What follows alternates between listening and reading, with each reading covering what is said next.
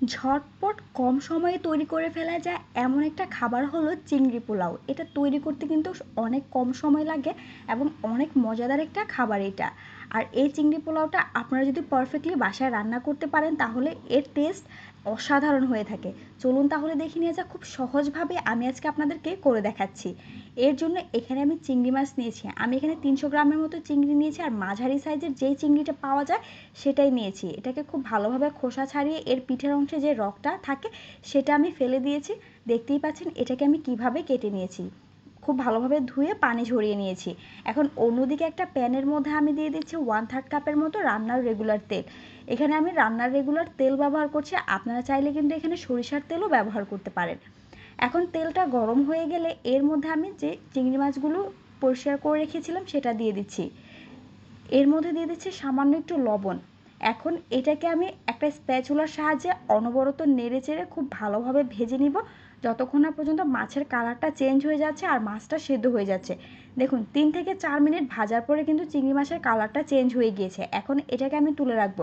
চিংড়ি মাছ খুব বেশি সময় ধরে ভাজতে হয় না, অল্পক্ষণ ভাজলেই এর কালারটা চেঞ্জ হয়ে যায়। এখন একই তেলের মধ্যে এখানে আমি দিচ্ছি 2 টুকরা দারচিনি, 3 টুকরা এলাচ, একটা তেজপাতা, কয়েকটা লবঙ্গ। এখন এই মশলাগুলো আমি তেলের মধ্যে সামান্য একটু ভেজে নিচ্ছি যাতে করে স্মেলটা ভালোভাবে ছাড়তে পারে। এখন আমি এর মধ্যে দিয়ে দিচ্ছি আধা কাপ পেঁয়াজ কুচি।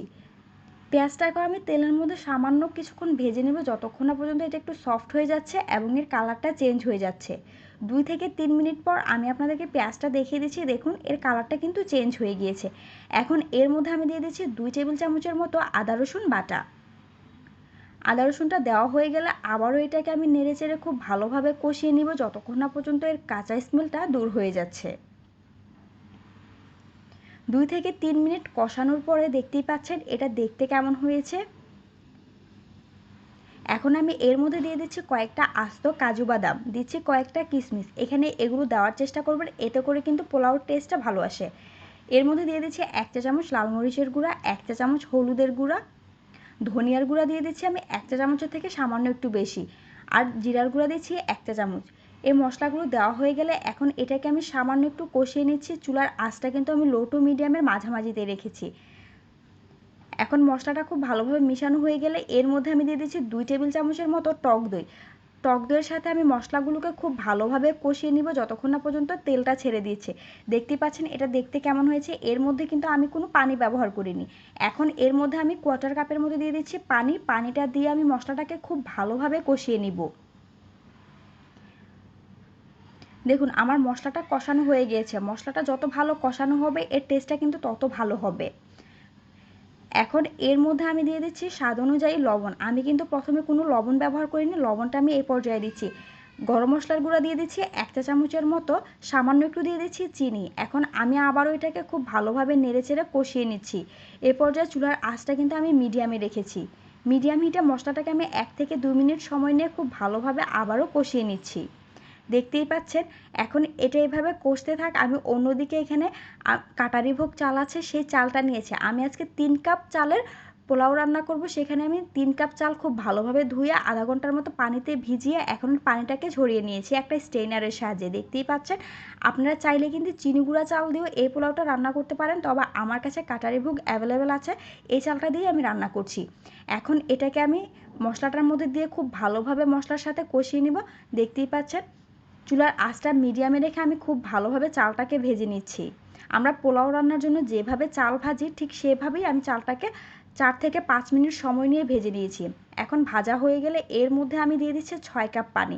আমি যেহেতু 3 কাপ চাল ব্যবহার করেছি আর মেজারমেন্ট কাপের 6 কাপ ফুটন্ত গরম পানি এর মধ্যে দিয়ে এখন এর মধ্যে দিয়ে দিচ্ছি কয়েকটা আস্ত কাঁচামরিচ, দিচ্ছি স্বাদ অনুযায়ী লবণ। আপনারা এই পর্যায়ে লবণটা একটু চেক করে দিবেন, যেহেতু আমি প্রথমে লবণ ব্যবহার করেছিলাম। আর দিচ্ছি 1 চা চামচের মতো লেবুর রস। আমি যেহেতু চিংড়ি মাছ দিয়ে এটা রান্না করছি যাতে করে মাছের কোনো আষ্টে গন্ধ না আসে সেজন্য লেবুর রসটা দিয়েছি। এখন ঢাকনা দিয়ে অপেক্ষা করব পানিটা শুকিয়ে যাওয়া পর্যন্ত। আমি ঢাকনাটাকে তুলে নিচ্ছি। দেখুন আমার পানিটা কিন্তু অলরেডি শুকিয়ে গিয়েছে। আপনারা চাইলে কিন্তু মশলাটা যখন কষিয়েছি তখনই চিংড়ি মাছটা এর মধ্যে দিয়ে দিতে পারেন, তবে আমার মনে হয় অতিরিক্ত চিংড়ি মাছটা রান্না হয়ে যাবে, সেক্ষেত্রে চিংড়িটা খেতে রাবারি হয়ে যাবে। এই জন্য এ পর্যায়ে আমি চিংড়িটা এর মধ্যে অ্যাড করছি। এখন চিংড়িটা অ্যাড করে আমি এটাকে খুব ভালোভাবে আলতো হাতে নেড়ে চেড়ে খুব ভালোভাবে মিশিয়ে দিচ্ছি। মিশিয়ে এখন আমি চুলার আঁচটা একদম লোতে করে তাওয়ানির মধ্যে এটা দিয়ে ঢাকনা দিয়ে ঢেকে এভাবেই দমে রাখবো 20 মিনিটের মতো।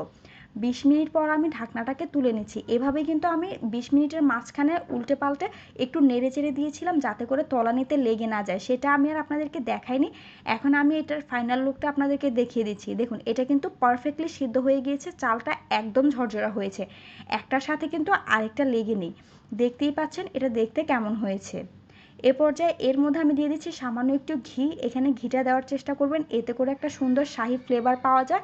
এখন ঘিটা দিয়ে আমি এটাকে সামান্য একটু নেড়ে চেড়ে দিচ্ছি, খুব বেশি নাড়ার দরকার নেই। এ পর্যায়ে কিন্তু চালটা অনেক বেশি নরম থাকে, আর বেশি নাড়লে এটা ভেঙে যাবে। এখন এটাকে সামান্য একটু নেড়ে আমি আবারও ঢাকনা দিয়ে ঢেকে এভাবেই 10 মিনিটের জন্য রেখে দিব চুলার আঁচটা একদম লোতে করে। 10 মিনিট পর এটা সার্ভের জন্য একদম রেডি। দেখতেই পাচ্ছেন এটা দেখতে কেমন হয়েছে। একবার এভাবে বাসায় চিংড়ি পোলাও রান্না করে দেখবেন, খেয়ে নিরাশ হবেন না, এর টেস্টটা অসাধারণ হয়ে থাকে। Thanks for the watching, bye bye.